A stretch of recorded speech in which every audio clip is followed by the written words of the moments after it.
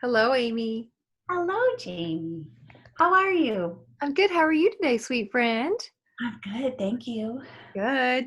We're both like, we didn't even coordinate this today, but I've got my love shirt on and you have hearts on your shirt. So We're feeling the love. we're feeling the love. And thank you for joining us. If you're listening, thanks for being here and watching. And hopefully you feel our love today, because that's always such a huge part of our intention with having these real life positivity chats. And we are on episode 12. Yeah. And our topic today is listening, leaning in. So good. So good. So big. I mean, so important. It is a big topic, and we talked about all different things we could talk about today, but this felt really important and needed, and a good reminder for us as always too, when we're talking about things like how we can apply these tools and what we can do and what we've learned. And so we're going to just unpack listening. I know. It seems really important. I think for those who really know the I Am Noticed model, the foundation of the I Am Noticed model being communication, intrapersonal and interpersonal communication, Yeah. and then relationship building. And it's interesting. I know both you and I are comm majors, and I think a lot of times with communication, we think about the outputs. Right. We think about what are we saying, what's our nonverbal behavior, and we do spend a lot of time there because that's really important. Yeah, because a But majority of my classes were about, you know, writing and speaking. And so but I'll tell you what, rock my world when I took my listening class. I absolutely love the intentionality of that class and how you've described that. And I think it might be helpful for everybody if you did just like give us a little bit of what that class was like for you. Yeah, so the introduction was for this professor who was super passionate about listening. And I should follow up with him because I'm curious maybe what movement he's had or what momentum he's gained. So he was actually trying to get listening into core curriculum in education. So you have all these, you know, reading and writing and history and all, very essential things. But when you think about listening, and I remember even just like hearing him like, oh, good for you, dude. That's awesome. Yeah, I think I'm a good listener. You know, I was a peer model in high school. It was peers listening, understanding, and sharing. So I was feeling pretty confident about my listening skills. And so the first activity he did after kind of sharing his heart was like the first day. So he shares his passion for listening. And I'm like, I like this guy. And then he gives us this like really dry speech to listen to. And so it was like a 10-minute speech. And then he had specifics on how he had us recall what we had heard. I did terrible. I did terrible. I failed it. I'm like, hold on. I'm a great listener. Hold on a second. So what he did is he showed us like a couple of things. The person wasn't right in front of me where I could really engage and like maybe feel their fluctuations of tone like interpersonally. So it was an audible, you know, it was something I was listening to in a room full of other people. So I had natural distractions. I had my own story happening in my mind, like my mind was wandering. So he just brought all those things to our attention, that that's not your fault. There's, you know, he talked about the science behind the listening and what how active you are mentally and just how to really like tune in and listen. And I think since then, I've just paid more attention to how I listen. It's like any practice, right? Like some days I feel like I'm really good at it and some days I'm not, but in general, it gave me a good knowledge for it. So also, we just had a training and a gentleman said it's so different when you listen to just listen without listening to respond.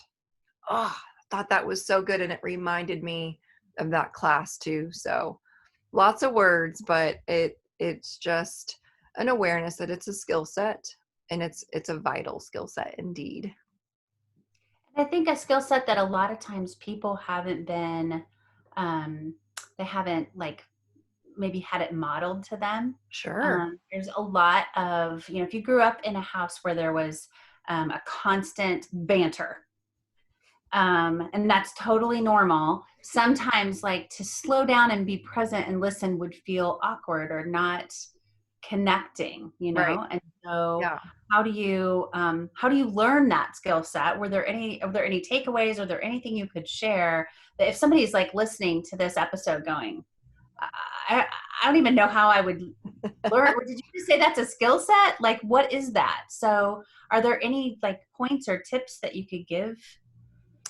Yeah, I think quieting your mind, quieting your own internal dialogue, and being intentional with what you're listening to.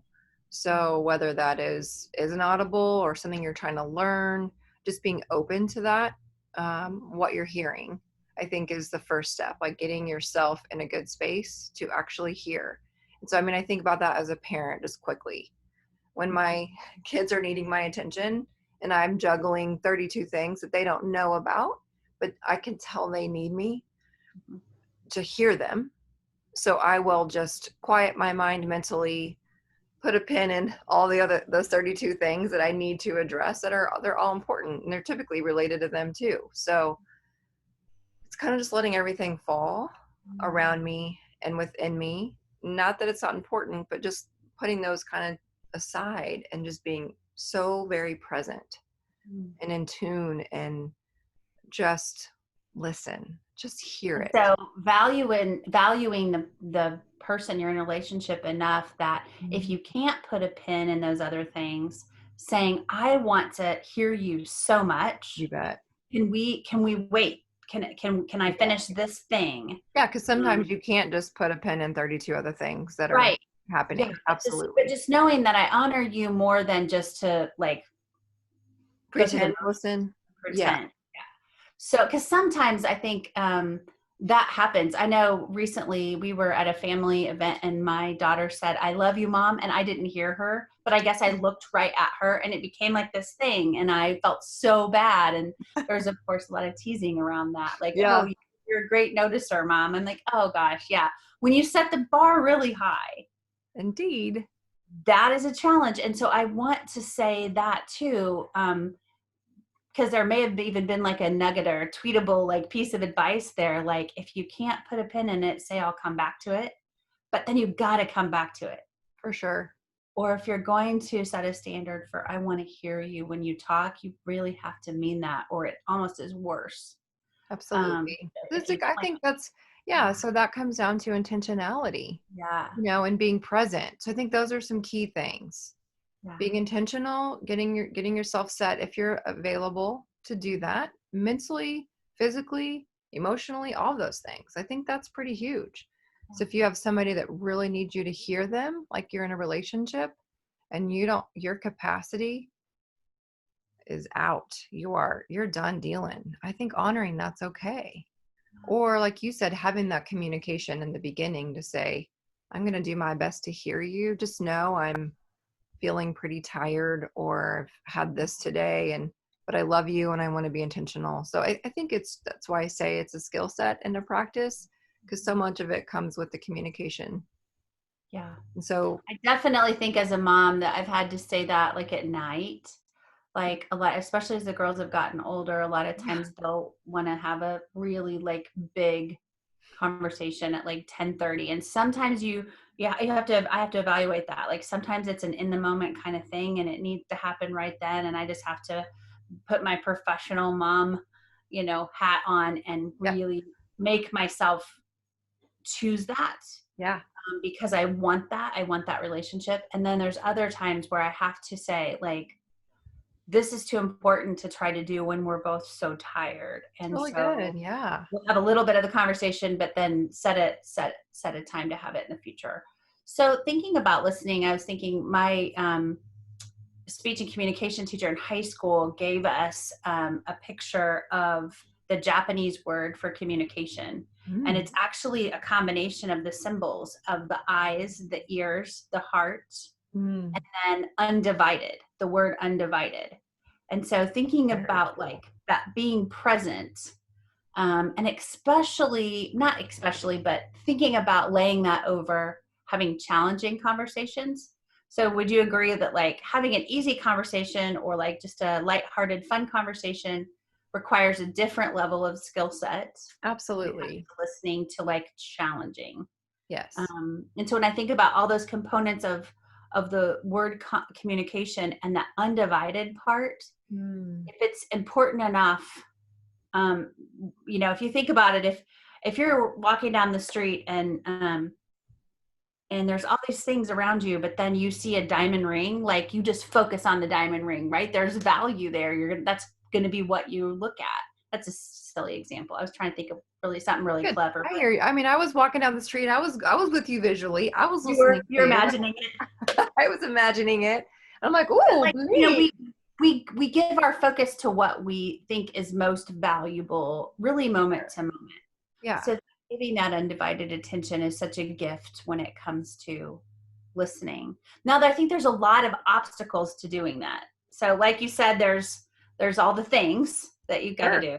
Yeah, we've talked about this before. We all are in our own boats. We have our Yeah. own stories, and Yeah. so do the people in front of you. Yeah. So navigating those waters as you're in your boat, there's reasons why we are who we are. So, for example, if somebody's talking about something really hard, I have to kind of go into a mental and physical state of wanting to love that person and hear them wholeheartedly, but protect myself and keep myself protected in that. It doesn't mean I don't love them and don't want to be present and intentional and hear them and notice their goodness and notice their hard. I just have to keep myself in a good solid space or I won't be any good to them. Mhm. Right? It reminds me of your parable or the story about being a lifeguard. Yes. Oh, I love Yeah. that. So you've met Chris, a really dear friend of mine who's been a support to me over several years and is a mentor. Okay, I'll tell you the story. It's so cool. Yeah. So I think in the past, because I love people so much and I'm so empathetic, just like you are, and when I just that exact scenario that I just explained, instead of having that like kind of protective sense of got to make sure I'm taking care of me while I'm supporting that other person, I didn't have that very simple, subtle, loving protectiveness between myself and the other person or the world or whatever it would be. So I would just dive in with them and just want to just go there and be there and with no protective sense for me. So was having this conversation with my friend Chris and he said, okay, imagine you're a lifeguard. I'm like, oh, I was a lifeguard. So it was easy for me to go there. And he's like, and you have somebody and they're drowning, sadly, in a pool, right? And he goes, as a lifeguard, what would you do? I was like, oh, well, I have I always walked around with my flotation device and called for help, called for extra assistance. And then I would either put the flotation device in, or if I jumped in, I would have that flotation device between me and that person. And he was like, why would you do that? I was like, well, when someone's drowning, they don't mean to, but they're wailing and just they're scared. So they're just going crazy and they want to pull you down too. So you have to have something in between you and that person. And again, if I went into that situation without a flotation device between that person and myself, they would just bring me down and I wouldn't be able to help them. And then we'd both be in trouble. So it was such a beautiful example of having something. And sometimes you don't even have to go into the pool. You could just throw the flotation device, pull that person over, they get out, catch their breath, and then you can get creative, right? Start problem solving. Or sometimes there's other lifeguards there. It doesn't even have to be me.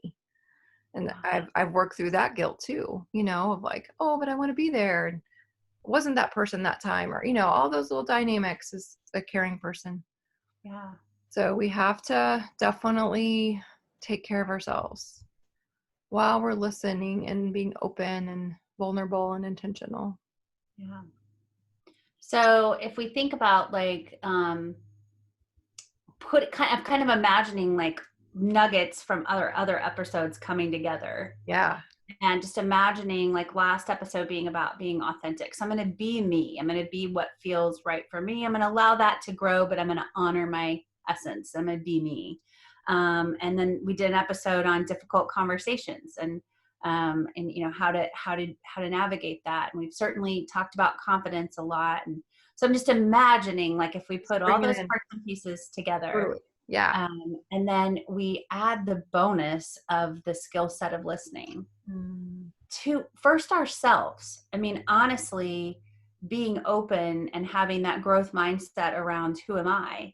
For sure. I love how you say you can kind of say, like, I was this way, but then I got this tool, and Yeah. it's helping me to be more authentic to who I am. And then I, as an observer of your life, Jamie, know how many more people you're able to impact and help. I was going to say, I Because think I've been able to show up more so for yeah, sure. It's not that I'm like, don't have friends now because I can't hear them or, take care nope, of them.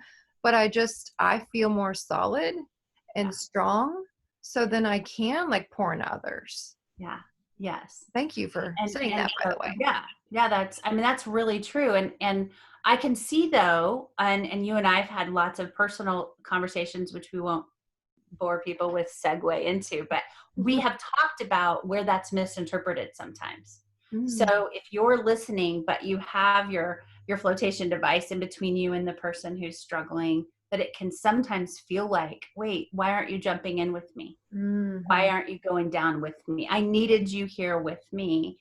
And there's a little bit of a translation that can happen when we're maybe being thoughtful and intentional and even quiet while we're listening, Yeah. when we're protecting ourselves a little bit too. What I find interesting, and rather than going into those examples and diving into that, I think I just want to skip to the good nugget that I think you and I have both discovered in our personal lives. In the end, that person's always grateful that your strength was your strength, that you didn't just drown with them, but Yeah, rather love them enough to honor them. And but it doesn't always feel comfortable.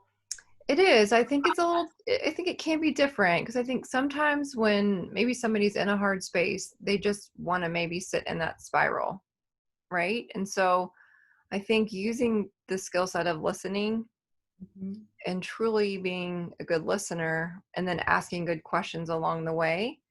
Like when I'm listening in this particular instance that we're talking about, like just supporting a friend, like interpersonally or, a colleague or something, I'm not trying to fix it. I'm just trying to be there for that person. And To I think sometimes, or I don't want to talk bad about anybody else or, so it's like I've made those values for myself. honor. And I hear what you're saying. So I think it's just using all of those tools, like you're saying, collective over our last 11 episodes and applying it here. In addition, it's just another tool. Yeah. So one of the things that we get to do when we do a deeper dive into like a longer leadership retreat or a follow-up leadership retreat, if we get to work with small groups especially, is this communication activity. And it's quirky and funny, but Mhm. it makes its point. And I think it's Sure. relevant here. I first did it in multicultural communication, the class in college. And so the idea was we broke up into two groups of people and we took on a new culture. These we got different social norms, we got different ways of doing things and goals and priorities and assumptions. And then we had to come back together and solve a problem. And the problem that we had to solve in the college example was that we needed water as a people. And there was a natural well, there was a place where we could get the water, but the resources were in the other land. So the two groups of people had to work together. But they had weird little idiosyncratic things that made it difficult for the two people to understand each other. It made it really hard to listen. And so, for example, in one of the cultures, the tongue was like the most offensive Uh, part of the human body. mhm. Obviously, very made up, but that's just how that was. In the other culture, they licked their lips when they were really excited about an idea. So when you imagine that these two people, these groups of people, they come together and they're like, okay, we could bring these resources across the river, and this is, we're on to something. We have a solution to the problem for all of us. And in communicating that, the one group starts licking their lips like crazy because this is the most exciting possibility. And the other group is completely offended and thinks that they're being disrespected and walks away from the solution. It's like such a stupid example, but I think so often it's I think it's hard to listen. a great example. Yeah, especially with right now with what's going on in the world. There is Yeah, a lot of narrative, dialogue, rhetoric, all of it coming at us in all different directions. yeah. And just, And so it kind of runs through that. If it runs through that yes. filter of I'm offended, it's really hard to have any want to lean in and say, wait, what are we really talking about? Like, I remember the actual activity in the classroom. At first, you're not really those people, and that really is not your problem. So it's silly and it's funny. But then, really quickly, as a people, you're offended. And it took so long for anybody to ask the question, why are you licking your lips? And as soon as that question gets asked, and somebody on the other side says, well, because I'm excited, your idea is brilliant, and this is the coolest, this is the closest we've come to a solution. I, I was on the side where the tongue was offensive. It's like, wait, so you're not trying to offend me? Mm-mm. And the person's like, what do you mean? Well, the tongue is offensive. The person's like, you're kidding. We've grown up. Right. This In is my what we do when we're culture, excited. this is amazing and Why exciting. would the tongue be offensive? No, the tongue's not offensive. That's stupid. Now we're fighting over whether or not the tongue's offensive. And we're not even talking about the water problem anymore or the solution to it. And it's an oversimplification, and I get that. But I think that one thing that you and I are trying really hard to do, and I think we're experts in a lot of things, but I'm not sure that we're even experts in this yet. We're just trying really hard to figure out is how to honor ourselves Mhm. and honor our authentic beliefs and all those things, and still lean in to ask good questions when we start to feel that discomfort Yeah. of not understanding and of it being personal and of it being, and you and I have navigated that. I should say you and I mean, you and I have talked about that a lot. Yeah, you and I. What's your thought on that? Would you agree with that? Yeah, I think I'm willing to get uncomfortable. Yeah. I definitely think it's time. Change can be hard, it's scary. I need more information. I want to learn. And I think that's why this topic is so huge. I'm ready to listen. I was ready before, Yeah. but with the current narrative, I can't help but just really listen. Yeah. And I think that's important to note too. There's so much stimuli and so much information. So it's just seeking diversity, seeking newness, getting outside of myself, broadening my circles, broadening my mind. And I think at the heart of all of that is our hearts of just loving people and listening and being open and being into really, and you mentioned this earlier, like as a part of the topic today, of just being present in those challenging situations and times. And whether it's a simple interpersonal connection or a global view, Yeah. listening and being present and being open. I think for me, and it's that this is personal. It's not part of our curriculum, but for me, a tool that I use if I start to feel offended or misunderstood or not validated is to assume no malice, Hmm. unless that person tells me there's malice. I'm going to assume that there's Absolutely. misunderstanding way before there's any Wholehearted. kind of intention. And so even if I feel offended, um, I'm still able to be curious if I assume that I'm not in danger, if I assume that person's not trying to hurt me. And so I think that probably that may be too much. That probably needs some unpacking, but I don't know that we need to do that. I just know for me, it's helpful to say, like, mentally. I don't necessarily say it out loud. That would probably short circuit the conversation if I said, I know you don't mean any malice. Like all of a sudden we're talking about something. No, I know But what you mean. but if somebody says something that just does not value or validate me, rather than assume that they're licking their lips to offend me, I'm going to assume they have a different part of their story that I don't know about. Absolutely. I And think so that's just just so huge right makes me now, more just curious. remembering everybody's in their own boat, Yeah. paying attention to those boats, Yeah. right? Seeing people. So I feel like it's a great time to just kind of tie in our call to action. Yeah. I I agree. think I think that's all you, my friend. You do? I do. Mm. I I think that we get more of what we notice. So we have a tendency, and even part of our practice and our cycles, to notice goodness. But always reminding people that really noticing is, I see you, I hear you, and you matter to me. And that I hear you part really is listening. Listening. It's saying, I'm going to be present right here. I do hear your story, and it matters to me.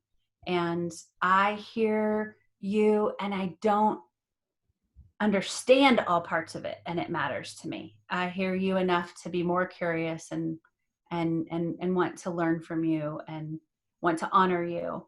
And I think that can be over some of these really deep gaps, these thinking about the conversations that are happening around the world about whether or not people matter. Like literally, it's like there's this, like, the line, I was born for such a time as this. I'm like, sign me up. Yes. Can I help you know that these people matter? Can I help you know these people matter? Those big conversations are going to require listening. And Absolutely. I want to be a part of that so much. And I love being a part of that. But I also think that listening happens when we're in our own homes and we're on our devices or just doing our own thing, and somebody wants to talk to us, and we set that down, and we like that image of the eyes, the ears, the heart, and the undivided. Absolutely. I'm really there. So it can be in the big and the challenging, and it can be in the small and the easy, and everything variant around it in between. But that just the call to action is just to practice listening. And it's like other things that we talk about, it's a practice. There's a million different ways we can do that. Do you want to add anything to that, or any thoughts No, I on? love it. It's just like really hearing people and seeing them and for them and knowing their history and their stories, and it's it's also important. So big. Yeah. And then we just love each other. We love each other. Hearts and love. Oh gosh, yeah. Thank you all for listening today. Yes. Listening about listening. Yes. Hopefully it brought some good insight to you, and we'd love to Yeah. hear from you. And I was gonna say, in that we kind of always say that we'd love to hear from you, but which is true. Like, you have to know, like, our hearts are, we want to listen to what your thoughts are about it. But I'm curious if people have thoughts on what they do. Like, I'm curious. How do other people really commit to and lean in and listen, and how they see that, like, playing out in their a life. great question. I would love to know that too. I know. I'm always up for learning and growing. Yes. Yeah. So good. Thank you for this time. Thank you. Hmm. Bye, everybody. We love you. Have a good day.